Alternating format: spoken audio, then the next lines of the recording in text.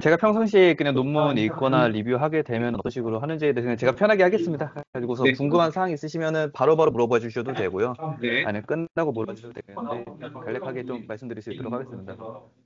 제가 오늘 이제 논문 리뷰 드리려고 했던 건 샘코더라고 하는 이제 맨 처음에 말씀드렸던 논문을 리뷰를 하는 거고요. 이 1저자인 양 루이보 딩이라는 사람에 대해서도 그냥 조금 찾아봤더니 그 전에 구글 딥마인드나 AWS 이제 AIS나 IBM 리서치에서 인턴 생활을 좀 여러 번 했더라고요. 그러다가 올해 5월에는 저기 캘리포니아 쪽 대학의 부교수로 이제 취업을 했고 기존에 이 논문 했었을 땐 콜롬비아 유니버시티 그리고 2024 닙스에 이 논문을 발표한 논문으로 확인을 했습니다. 그래서 목차 정도는 왜 이런 그 샘코더가 나오게 됐는지에 대한 이제 기존 논문들의 한계와 이 샘코더가 이루고자 했던 목표 그리고 샘코더의 성능이란 결론 부분을 설명하겠는데 가장 중요하게 설명드릴 부분은 거의 3장 샘코더가 어떤 식으로 구성되어 있는지에 대해서 한번 설명을 드릴 것 같습니다. 첫 번째로 이 논문에서 서론 부분에서 가장 중요하게 얘기하고 있는 코드 LM은 왜 코드를 이해하지 못하는가라는 이제 제가 이제 만든 용어긴 한데 여기에 있는 내용은 논문에 나온 내용은 아닙니다. 근데 단순히 코드를 이해하기 위해서 어떤 부분에서 이제 한계점을 지적했고 그걸 해결하고자 하는 건지 이제 말씀드리기 위해서 이 페이지를 준비했고요. 이 논문에서 말하는 이제 코드 LMS는 기존에 이제 많이 뭐 나왔던 이제 코딩을 도와주는 이제 LLM들을 다 통칭하는 건데 이 기존의 코드 LMS의 학습 같은 경우에는 잠시만요. 대표님 혹시 잠깐만 그 음소거를 해도 상관없을까요? 네. 녹화 잠깐 중지할까요? 아니 그 주변 소음이 계속 들려가지고 아, 사운드로. 아, 네네 이제 괜찮습니다. 아주 기존 코드 LMS의 학습 같은 경우는 뭐 이런 것들을 학습한다라는 이제 얘기를 하는 겁니다. 기존의 파이썬 코드, 뭐 자바, C++로 되어 있는 실제 코드 구문을 이제 그대로 학습시킨다든지 아니면 코드 내에 그 달려있는 주석이나 뭐 설명문, 클래스, 이제 이 함수가 어떠한 구조를 가지고 있는 대한 문서 혹은 리드미 기술 문서, API 문서 같은 이제 프로그래밍과 관련된 모든 자연의 테스트를 학습할 수 있다라고 얘기를 하고 있는데 기존의 코드 LMS 같은 경우는 어떤 문제가 있느냐라고 말할 수 있냐면은 코드가 실행될 때 실제 라인 바이 라인으로 이제 그 코드의 그 구조로 있어서 이제 진행이 됐었을 때 기존의 코드 LMS 같은 경우는 그냥 그 문장 그대로 찍어내는 것처럼 학습을 한다. A가 들어가면 A고 B가 들어가면 B다라는 식으로밖에 이해를 못하고 출력을 할 수밖에 없다. 그래서 이러한 그 기존의 문제점들은 동적 정보를 좀 놓칠 수 있다라고 얘기를 할 수 있는데요. 그 동적 정보가 무엇이냐 하면은 변수가 라인 바이 라인 뭐 A는 뭐 10인데 A는 A 플러스 5 이런 식으로 이제 변수 지정했을 때 A가 숫자가 더해지면 15가 되지 않겠습니까? 근데 그런 식으로 흘러가는 것에 대해서 이해를 못할 수도 있고 그게 더 복잡해진 if else문이나 for while문이나 이게 뭐 함수 간에 왔다 갔다 하는 경우에서 더 이런 동적 정보를 놓칠 수가 있다라는 것을 이 논문에서 이제 해결하고자 하는 목적으로 그 문제점이라고 얘기를 하고 있습니다. 그래서 그 이 코드를 왜 이해하지 못하는가에 대해서 이제 조금 이해하기 쉽게 더 설명드리려고 가져오는 거면은 기존에 여기 지금 보시면 주석으로 되어 있는 주어진 리스트에서 양수를 더하여 합계를 반환하는데 짝수가 하나라도 포함되어 있으면은 덧셈 중지하고 즉시 0을 반환하라. 뭐 이런 그 텍스트 문서를 코드를 짜줘라고 하면은 여기서 보이는 이제 프로세스 리스트라고 하는 함수를 이제 뽑아주지 않겠습니까?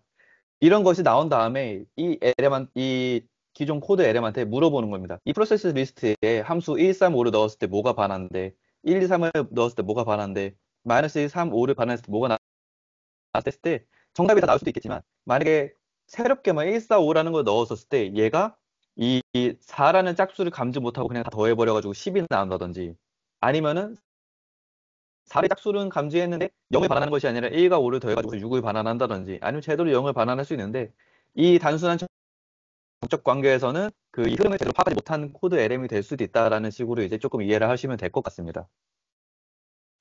그래서 이 샘코드 같은 경우는 무엇을 해결하고자 하냐? 이런 정적 텍스트 의존성을 극복하고자 하는데요.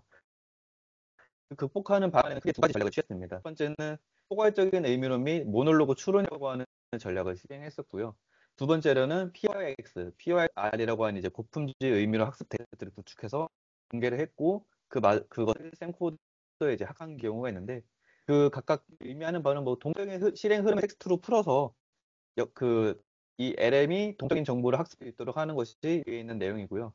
따로 이런 것들을 데이터 세트화해서 공개한 게 PY 쪽 데이터 세트라고 생각을 하시면 됩니다.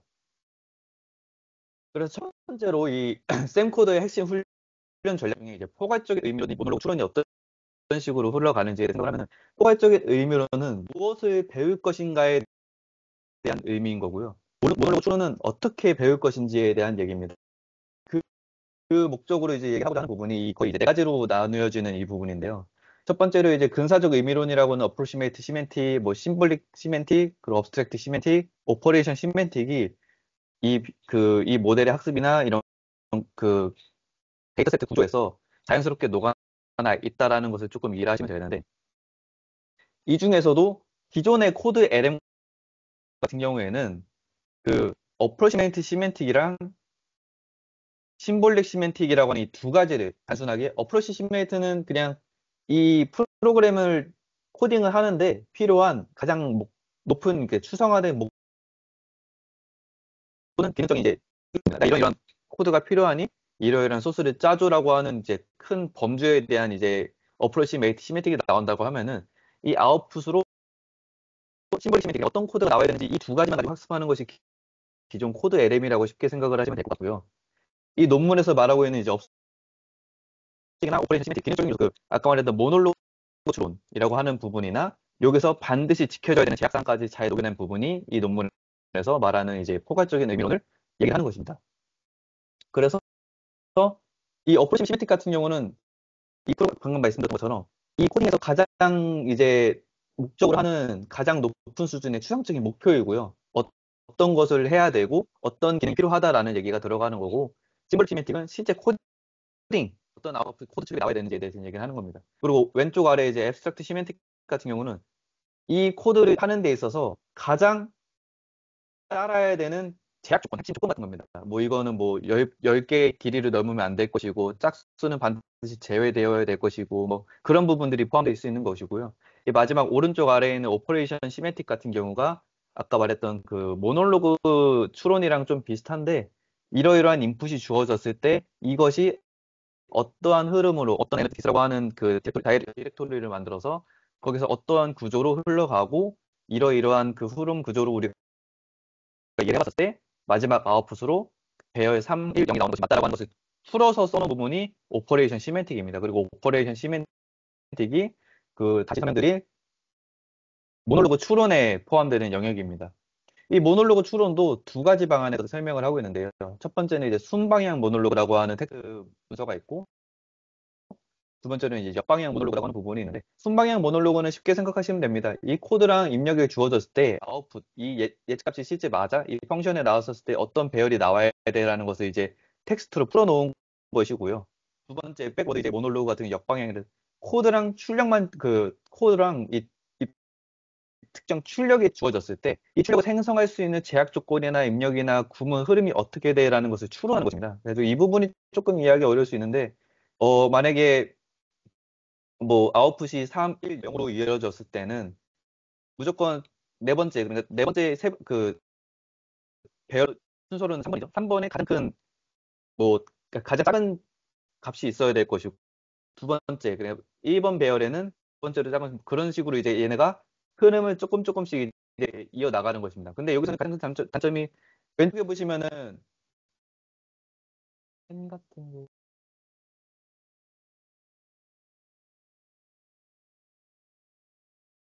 펜이 보이실까요?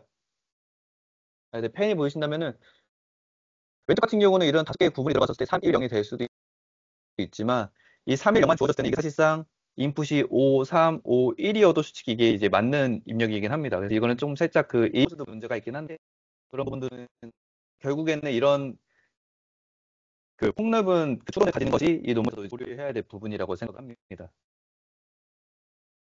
그리고 두 번째 이제 컨트리뷰션이 이제 PYXI 고픈지 의미론 데이터 학습 데이터 구축인데요.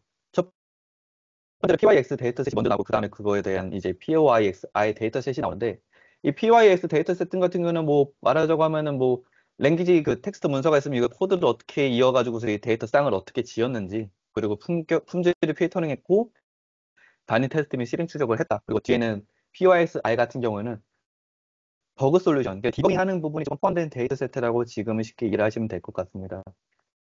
그럼 이 PYS 데이터셋을 어떻게 만들었냐, PYSI 데이터셋을 만들었느냐라고 생각을 하시면은, 부록에 있는 이 흐름이 있는데요. 이 흐름에서 스텝 1, 2, 3가 있습니다. 여기서 1, 2에 해당되는 부분이 PYS 데이터셋을 만드는 데 사용했고요. 이 마지막에 그 스텝 3가 뒤에 좀 이따 보여드리겠지만 PYSR 데이터셋을 만드는데 사용된 것입니다. 여기서 맨 처음에 시작되는 부분은 뭐 퍼서블 시드라고 얘기하고 있는데요. 기존 이 PYX 데이터셋을 만들 때 그 실행 가능한 LS 코드쌍을 합성한다고 되어 있습니다. 어떠한 텍스트가 주어졌을 때 그 텍스트에 맞는 코드쌍이 이거야라는 이제 그 페어를 만들어야 되는데, 기존의 다른 논문들이나 기존에 많이 사용됐던 방법들은 OSS 인스트럭션, 뭐 앱 인스트럭션이라고 하는 기존의 기술들이 있었더라고요. 근데 그런 기술들과 이 논문도 크게 다를 건 없습니다. 코드 스니펫이라는 걸 준다고 하는데, 코드 스니펫은 제가 이 다음 장에다가 한번 설명을 드리고, 단순히 이 PYS 데이터셋을 만들 때 이 논문에서 조금 차이점은 이 품질을 고려했다라는 것인데요. 이 품질을 어떻게 고려하는 것이냐에 대한 얘기를 드리면은, 이 기존의 OSS 인스트럭션이나 앱 인스트럭션 같은 경우는 소스 코드 막 뭉치가 있다고 했었을 때 그 중에 라인을 무작위로 선별을 합니다. 무작위로 선별해가지고 거기에서 이제 LLM이라고 하는 것이 영감을 받아가지고 새로운 LL과 그 랭귀지와 그 텍스트와 코드 쌍을 만드는데, 이런 경우에는 이제 문법적인 완결성이 좀 불안할 수도 있습니다. 뭐 괄호가 열렸는데 이게 닫히지 않아가지고서 구문적인 오류가 발생할 수도 있고요. 함수가 갑자기 잘려가지고 들어갈 수도 있고, 문법 오류도 발생할 수 있고도, 아니면 실행이 불가능한 코드가 다소 포함될 수도 있습니다. 근데 여기 샘 코드에서는 파서 AST 파서를 통해 가지고 이게 구문적으로 완벽한지에 대한 품질을 한 번 더 거쳐 가지고 이 AST의 구조를 그대로 따라가는, 그 문법적이거나 이 구조 자체가 문제가 없는 애들을 뽑아다 가지고 이 코드 스니펫을 사용해서 LL2 코드 쌍을 만들었다라고 얘기를 하는데요. 여기서의 코드 스니펫이 조금 처음 들어보실 수도 있고 하실 수도 있는데, 기본적으로 텍스트랑 코드의 쌍을 만들 때 기존에 하는 방법들은 LLM을 사용합니다. LLM을 뭐 사용하는지는 상관없지만 기본적으로 여기서 뭐 GPT 3.5 막 이런 것들을 쉽게 생각하시면 될 것 같은데요. 이 코드 스니펫이라는 것이 이 소스 코드에서는 이 애들을 읽어주는데요. 단순히 봤었을 때는 그냥 그 OS에서 환경 도커 구축하거나 그룹 짜는 이 함수를 가지고 LLM한테 줍니다.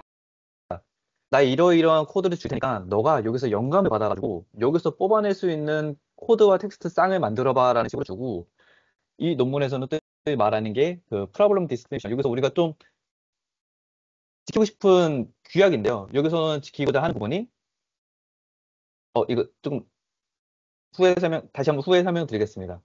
그래서 이 코드 스니펫을 줄 때 이 스니펫이 기존의 OSS 인스트럭션이랑 앱을 인스트럭션 같은 경우는 그냥 라인별로 이게 지금은 완벽한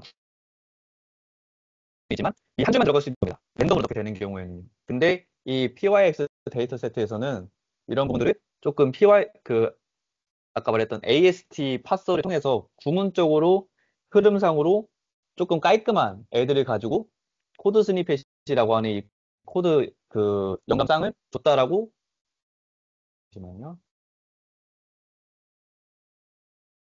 생각을 하시면 됩니다. 여기서 이제 PYS 데이터셋에서 나올 수 있는 첫 번째 컨트리뷰션, 코드 스니펫을 조금 AST 파서를 구조를 벗어나지 않은 깔끔한 코드를 씨앗으로 줬다라는 얘기를 하는 것이고요. 그리고 두 번째로 여기 프로블럼 디스크리미네이션이라는 솔루션이라는 부분이 있는데, 여기 얘네가 말하는 부분이 규약이나 제약 같은 경우인데, 여기서 말하는 게 완벽히 자급자족적일 것이라고 얘기를 하고 있습니다. 이 얘기는 무엇이냐면은, 일반적으로 이게 영감을 줘가지고 코드를 쌍을 만들라고 했을 때 LLM이 어떠한 키보드 입력을 받았을 때 그 숫자에 5를 더하세요라는 소스 코드가 나온다라고 하면은 키보드의 입력에 따라서 뭔가 그 변수가 생기지 않습니까? 키보드 입력이 뭐 영어가 들어올 수도 있고 숫자가 들어올 수도 있는 그런 부분들이 있거나, 아니면 파일 입출력 같은 부분이 들어올 수도 있는데, 그런 부분들을 이제 다 제외해라. 키보드 입력, 파일 시스템, 데이터베이스, 네트워크에 대해서 영향을 받는 부분을 고려하지 말아라 해가지고 완전히 그냥 딱 텍스트랑 코드쌍이 완벽하게 변수가 없을 그런 LL2 코드쌍만 만들어라라고 얘기를 하고 있습니다. 그래가지고 이런 식으로 유저 프롬프트 이거를 LLM에다 입력을 하면은 다른 이 코드 GPT 3.5나 이런 애들이 이런 식으로 그 정의해놓은 프로블럼 디스크리미네이션이나 솔루션에 따라서 이런 코드가 나올 것입니다라고 얘기를 해요. 아주 이런 식의 쌍을 만드는 것이 이제 PYX 데이터셋의 첫 번째 부분이고, 이 코드 스니펫 소스 깔끔한 걸 만드는 것뿐만 아니라 이 소스 코드 있지 않습니까? 이 코드를 실제 파이썬 인터프리터에다가 실행을 해보고 이게 뭐 실행 오류가 나진 않는지 아니면 다른 그 구문적 오류가 나진 않는지에 대해서 2차 검증을 합니다. 그래서 그 2차 검증을 통과한 것들에서부터 이제 PYS 데이터세트 구축이 시작돼서 얘네들은 실제 그 아까 말했던 OSS 인서트라고 하는 기존의 방법들 같은 경우에는 너무 무작위한 코드 스니펫을 주다 보니까 실제 데이터 세트가 뭐 지금 무슨 4만 뭐 41만 개가 있다, 43만 개가 있다라고 하면은 4만 3천 개가 있다고 하면은 실제 실행 오류가 나는 부분들이 거의 20% 아니 30%에 한다고 합니다. 70%만 실제 구동이 가능한 소스 코드인 거죠. 기존의 이 OSS 인트로이나 에버 같은 경우는. 그리고 근데 이 PYS 데이터셋은 이런 부분이 없이 100%다 실행이 가능한 애들만 만들겠다라고 하는 거고요. 실제로 지금 그 허깅 페이스에서 PYS랑 PYS 데이터 세트 확인할 수 있는데 거기서 이제 구성되어 있는 이런 텍스트 문서와 그 리스폰스를 확인할 이제 코드를 쌍을 확인할 수 있습니다. 이게 다 실행 가능한 코드라고 생각을 하시면 되고요. 그래서 다시 한번 돌아가면은 이 OS 같이 이제 그 실제 실행 가능한 코드 스니펫만 주고 그거 가지고 LA2 코드 쌍의 페어를 만들고요. 거기서 아까 말했던 파이썬 프리터를 통해서 이 실행 가능한지 파스오류나 구문 오류가 발생하지 않는지에 서 체크를 해가지고 아예 실행 오류가 뜨는 경우는 거의 버려버리는 식으로 하고요. 일부 안 맞는 부분만 GPT 3.5에 다시 넣어서 다시 페어를 한번 만들어 보고 있다고 합니다. 그래서 이렇게 실행 오류가 문제가 없고 텍스트랑 코드성에 맞는 애들을 가지고 와서 잠시만요.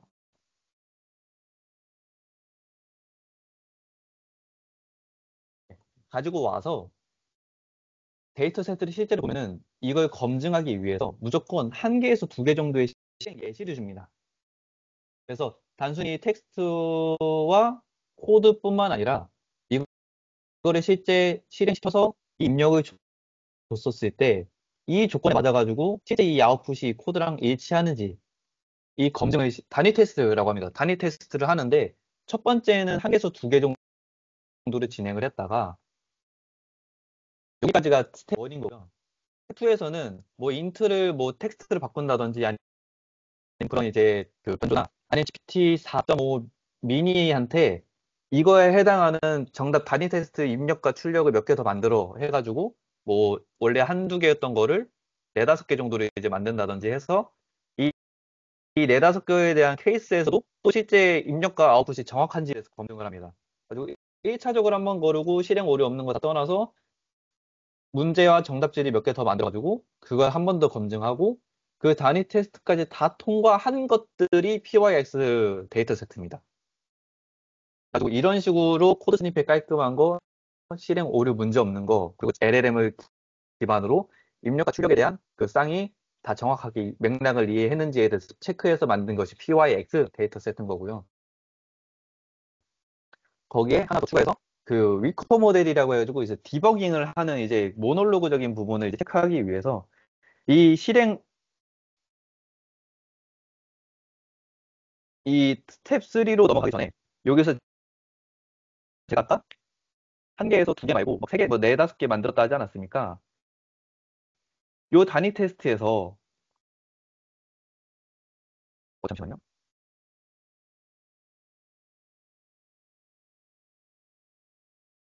한 번도 실패하지 않은 애들을 가지고 그 GPT 4.5를 통해서 모놀로그적인 흐름에 대해서 이제 텍스트를 만들어냅니다. 모놀로그 흐름이라고 하는 것은 아까 말씀드렸던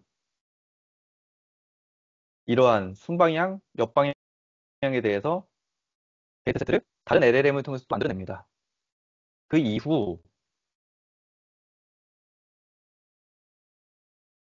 이 PYXI 데이터 세트는 디버깅을 위해서 만들어야 되는 오류가 있는 코드를 만들어야 되기 때문에 일부러 위커 모델이라 해서 이 위커 모델이 무엇인지에 대해서 이 논문에서는 구체적으로 지정하지는 않았는데요. 아마 뭐 파이튜닝이 안 된 제로샷에 대한 그런 것도 있고, 아니면 좀 전 버전에 조금 성능이 떨어지는 GPT 모델일 수도 있습니다.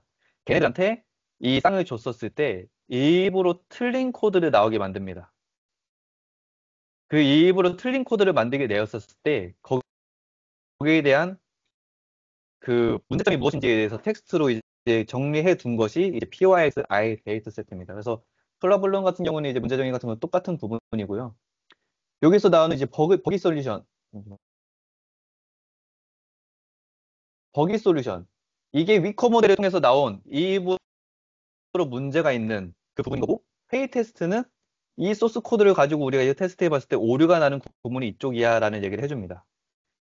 그리고 이거를 다시 이제 그 모놀로그라고 해서 순방향일 수도 있고 역방향일 수도 있는 코드, 아까 만들었던 그 코드쌍이랑 이런 거를 해결하려면은 이러한 분석이 필요하고, 이거를 고치면 이 솔루션이 해결될 수 있어라고 이제 묶어 놓은 것이 PYSI 데이터 셋이라고 생각을 하시면 됩니다. 그래가지고 이거를 실제로 고쳤을 때 이런 솔루션이 나와야 기존의 문제가 해결 구성해 놓은 I 데이터 세트고요. 그래서 이게 지금 말씀드렸던 아까의 거기서 세3에 대한 부분이 이 부분이라고 생각을 하시면 됩니다. 그래서 이렇게 PYX 데이터뿐만 아니라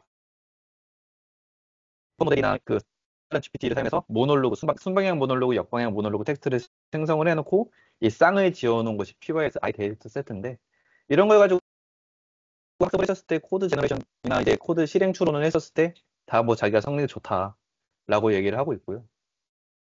그래서 주요 기여점으로는 아까 말했던 이제 포괄적인 의미론, 뭐 어프로시메이트나 심볼릭 떠나서 애스트랙트나 오퍼레이션 같은 이제 구조를 데이터 세트에 녹여냈고, 그 모놀로그 추론이라는 것 때문에 이 동적 정보를 조금 더 잘 파악을 했다. 그것뿐만 아니라 그걸 다 포함시켜 놓은 PYX 데이터 세트, 조금 더 품질 좋은 데이터 세트와 그 디버깅까지 가능한 것을 이야기할 수 있게 한 PYX 데이터 세트까지 공개해 놓은 것이 이 논문의 가장 큰 컨트리뷰션이라고 생각을 하시면 되고요. 준비한 건 여기까지고, 아까 말했던 이제 PYX 데이터 세트가 CJ OSS 인스트럭션보다는 실행 가능성이나 그런 부분들이 더 높고, 데이터 세트가 이거에 비해 거의 절반 정도임에도 불구하고 실행 가능성이 높다라는 이제 품질 좋은 데이터 세트를 썼기에 성능이 더 좋게 나온 부분이 있었다라는 식으로 이제 좀 성능 지표로도 파악이 가능하고요. AST 그 파서는 어떤 구조라고 하면은 그냥 알고 계실 수도 있지만 저는 이제 조금 처음 봤어가지고 그냥 코드를 이런 식으로 트리 구조로 뽐내고 이거를 다시 이제 복원하는 과정에서에 대한 구조 확인을 AST 파서에서 할 수 있습니다. 근데 그 외적으로 제가 실제 POS 데이터 세트 그 확인해서 사용했는데 또 문제는 있었습니다. 얘네들도 보니까 이게 지금 실제 예제인데요. 기대되는 아웃풋이 앨리스와 찰리가 나와야 된다라고 하는데 사실상 여기서 찰리가 나오면 안 되긴 합니다. 단위 테스트가 실패한 건데 이게 POS 데이터 세트에 포함이 되어 있더라고요. 아주 얘네들이 부정하는 거 POS 데이터 깔끔하다, 우리 이런 것들 품질 좋다라고 하는데 실제 첫 번째 데이터 이게 아주 곰곰이 이 조건에 따라서 확인해 보는데 어떤 얘네는 남자가 당연히 들어가 있더라고요. 그래서 이런 오류도 조금 존재하다. 그리고 뭐 어브레이션 스터디 봤을 때 우리의 모놀로그 리즈닝 들어간 부분이 가장 큰 영향을 끼쳤다라는 식으로 확인을 하실 수 있습니다. 준비한 부분은 여기까지였고, 조금 더 데이터 속성이나 이런 부분에 좀 설명을 드렸던 이유는 아무래도 그 타입스크립트 데이터 세트가 가장 키가 될 것 같아서 이러이러한 구조로서 들어가야 타입스크립트나 뭐 아까 말했던 그 자바스크립트 이쪽 구분을 할 때는 이러이러한 그 흐름으로 데이터 세트를 구축을 해야만 되지 않을까라 싶어 그 부분 때문에 이 부분 조금 더 중점으로 설명을 드렸는데, 저도 이 PPT가 너무 깔끔하지 않다 보니까 조금 이해하시기 어려울 수도 있는데 질문 있으시면은 제가 아는 부분에서는 최대한 답변 드리도록 하겠습니다. 네, 수고하셨습니다. 뭐 제가 이해한 거에 의하면 일단은 제일 좋은 거는 좋은 데이터를 만들었네요. 기존에는 오류가 많았는데 좋은 데이터를 만들었다. 그러니까 첫 근데 번째 때도 제가 대략적으로 해봐봤지만 이 논문은 그 기존 베이직 모델은 잘 딥시크 갖다 쓴 거고요. 네. 이 PYS 데이터 세트라는 것을 잘 정제해놔서 구축을 했기 때문에 데이터 세트가 거의 이상인 것 같아요. 컨트리뷰션이. 그럼 반대로 저희 입장에서 좋은 데이터 세트를 만드는 방법을 사실 익힐 수 있는 것 같아요. 그리고, 맞습니다. 맞습니다. 그러면은 뭐, 궁금한 게, 그러면 처음에 이 데이터 세트를 만들 때 문제들을 많이 냈을 거 아니에요? 그 문제는 어디서 가져온 거예요? 문제는 이 OSS 인스트럭터 이런 애들이랑 똑같긴 합니다. OSS 인터랙트에 있는 문제를 네, 또 거기서 하나, 나온 코드 스니펫을 가져다 쓰되 그 코드 스니펫을 기존의 OSS 인스트럭터 같은 경우는 동작으로 갖다 쓰는 그 구조를 가지고 있지만 네. 우리는 그걸 1차 한번 검증했다. 아, AST 파서나 이런 구문적으로 문제가 없는 애들을 가지고 코드 스니펫으로 줬다 LLM한테라고 얘기하고 있습니다. 혹시 저희가 하려고 하는 게 타입스크립트인데, OSS 인터랙트에 타입스크립트도 있어요? 아니면 그건 한번 구축해야 돼요? 살펴봐야 될 것 같습니다. 그거 한번 체크 한번 해드리겠습니다. 그거는. 네네. 오늘 체크 좀 해주시고요. 그리고 그 다음에 이제 가르치는 방식은 약간 이런 느낌인 것 같아요. 모놀로그가 높은 성능의 엔진, GPT 4.5가 모놀로그한 데이터를 가지고 다시 낮은 성능, 그러니까 아까 비크 모델이 더 낮은 모델을 갖는 이게 딥시크일 수도 있을 것 같아요. 그러니까, 그럴 수도 있어요. 여기는 지금 밀커 모델이 뭔지에 대해서 정확하게 명시해둔 부분이 없습니다. 지금 보면은 네, 모델은 GPT 3.5 썼다라고 하고요. 네네. 여기서 이런 부분이나 뭐 모듈로그 만드는 부분에서는 4.5 미니를 썼다라고 되어 있는데 네네. 이거는 근데 얘네들은 좀 비용적인 부분을 얘기하긴 했습니다. 이거 비용이 좀 그렇긴 하네. 비용 좀긴 거 만드는데 뭐또 유리하다고 이런 거긴 한데 네네네. 미니가 비용적인 싸니까요. 네, 네. 네 맞습니다.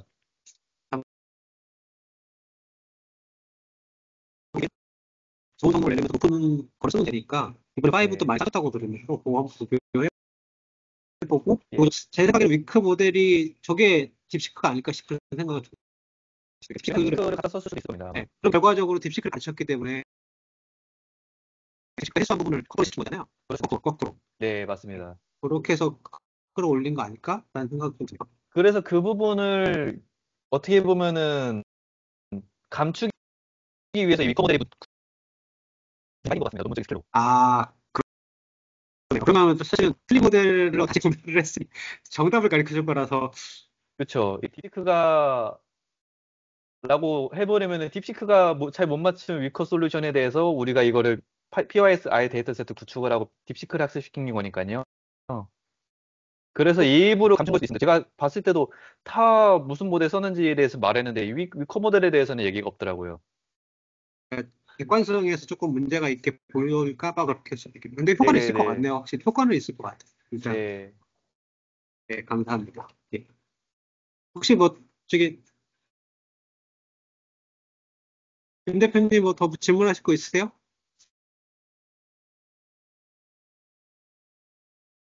마이크가 꺼져 계십니다, 대표님. 네. 없습니다.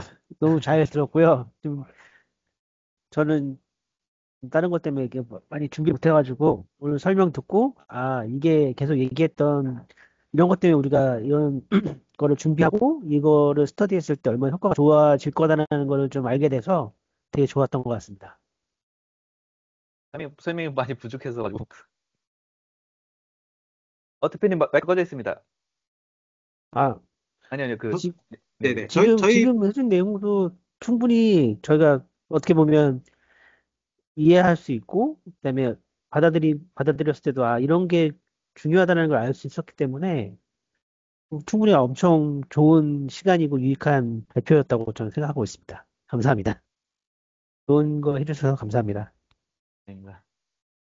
네. 그럼 일단은 다음은 이거 돌리는 거 한번 나중에 보여주신다고 했죠? 다음 주에는 예, 아니면 뭐 어떻게 원래는 될까요? 네. 그 딥시크 올리고 하는 게 그렇게 오래 걸릴 거진 않아가지고서 네네네. 오늘 같이 보여드리려고 했는데 생각보다 네네. 이제 데이터 센터 환경이 아, 너무 낯설어서 예, 예. 그게 조금 해보고 한번 보여드리겠습니다, 저는. 네, 알겠습니다. 그러면 녹화 중지하고 요게 지금 클로드 코드랑 얘기했던 거였어요. 갑자기 제가 보는데 클로드 코드가 제가 뭔가 분석을 시켰는데 코드를 그러니까 기능의 코드를 분석시켰어요. 그러면 예를 들어서 UI로부터 시작을 해서 백엔드까지 흐름을 따라 들어가서 찾아야 되잖아요. 갑자기 그렇게 안 하고 특정 함수명 보고 함수명에 대한 키워드 가지고 그래프로 서치를 시작을 하는 거예요. 그래서 그쵸, 제가 그쵸. 좀 어이가 없어갖고 야, 중재하고 코드 너 로직이냐고 형태를 보는구나 했거든요. 그래서 얘가 자기가 긍정하더라고요. 제가 코드의 로직을 흐름 보지 않고 형태와 키워드만 써서 추측하고 있습니다. 코드가 어떤 조건에 대 실행했는지, 제어를 각 분기 어떻게 적용하는지 이거를 하나도 모르고 그래프로 키워드 찾고 이런 코드가 되고 있을 거야. 그래서 이 패턴이 코드를 읽는 게 아니라 사실 스캔하고 있다라고 하는 표현을 하더라고요. 그러면서 현재 AI는 패턴 매치 기반, 키워드 중심 검색, 통계적 수론 부분을 전체를 추측합니다. 그러니까 이게 꼭 마치 그 스테이블 디퓨전 보면 처음에 그 그림이 이상한데 점점 더 좋아지는 말이 있잖아요. 그쵸. 그렇게 코드를 스캔하는 것 같더라고요. 그래서 되게 어이가 없었어요. 근데 문제는 그렇게 하게 되면 얘가 텍스트 사이즈가 작으면 분명히 넘쳐버릴 거란 말이에요. 맞아요, 맞아요. 네, 그래서 이건 실제 필요한 건 제가 봤을 때는 순차적 로직 추적, 상태 변화, 이해, 대응 흐름, 무슨 당연히 이거라고 필터를 하는 순간 딱 이게 우리가 보려고 했던 템포더네. 이런 맞습니다. 생각을 딱 들었어요. 이게 진짜 중요한 부분이구나라는 게 저희 코딩 쪽에서는 많이 좀 느낀 것 같습니다. 그래서 이게 요거, 아까 첫 번째 그 정적이랑 네, 맞아요. 동적 그 차이 딱 그건 것 같습니다. 네, 이게 지금 이게 가장 좋다는 클로드 코드도 이런 걸 보니까 이게 넘어야 되는 부분이 맞는 것 같아요. 방향을, 맞습니다. 방향을 제대로 잡았구나. 그거를 느끼고. 네. 다음 네. 회의는 그러면은 다음 주 수요일 2시나 1시쯤으로 하고 그때